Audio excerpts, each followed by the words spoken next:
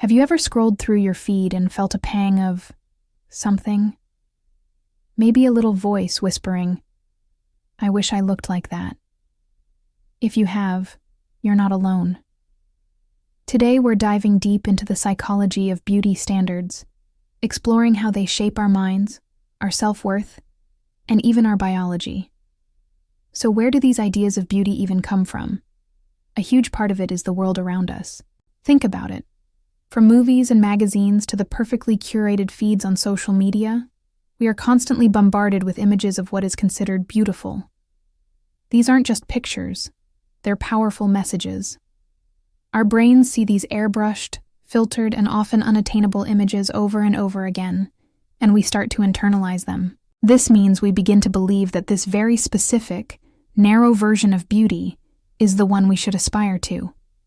It becomes the yardstick we measure ourselves against. This pressure isn't just from a screen. It's in our social circles too. Ever noticed how certain groups seem to have their own unwritten dress code or aesthetic? That's tribal influence at play. We have a deep-seated human need to belong, and sometimes, conforming to the group's beauty norms feels like the price of admission. If you don't fit the mold, you risk feeling like an outsider. This social pressure, combined with media influence, creates a potent mix that can seriously mess with our heads. The consequences of this constant pressure can be severe. When we're always comparing ourselves to an impossible ideal, it's no surprise that it chips away at our self-esteem.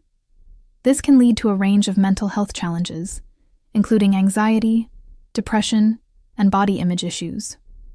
In more extreme cases, it can contribute to serious conditions like body dysmorphic disorder, where a person becomes obsessed with perceived flaws, or the development of eating disorders. It's a heavy price to pay for trying to fit into a box that was never designed for real, diverse human beings. There's a fascinating psychological phenomenon that adds another layer to this: the halo effect. This is a cognitive bias where our brains take a shortcut. If we perceive someone as attractive, we're more likely to automatically assume they have other positive qualities, like being smart, kind, or successful. This isn't fair, of course, but it happens subconsciously.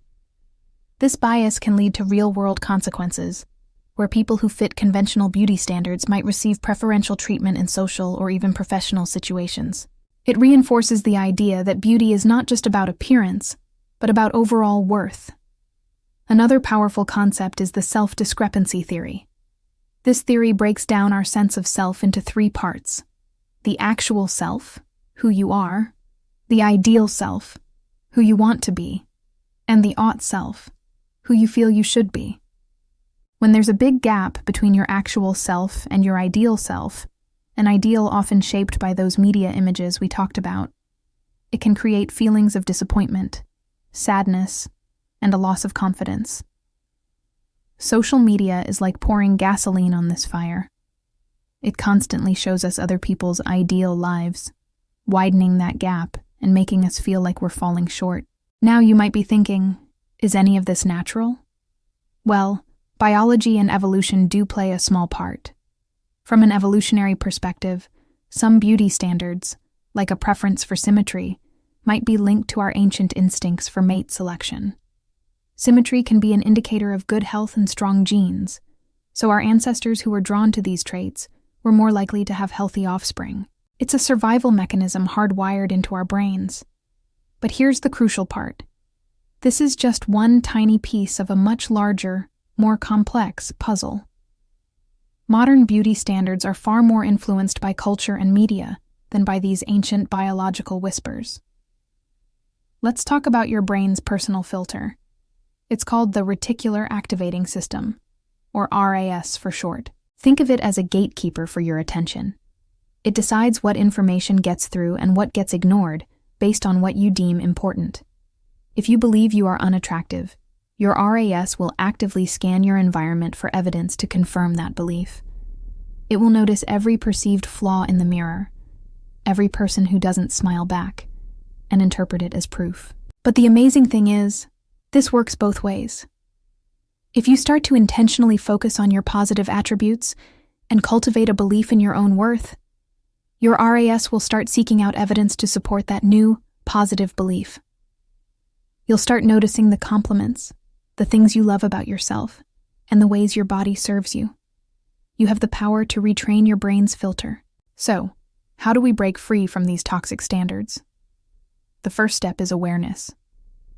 Recognizing where these pressures come from, the media, social comparison, even our own cognitive biases, is incredibly empowering.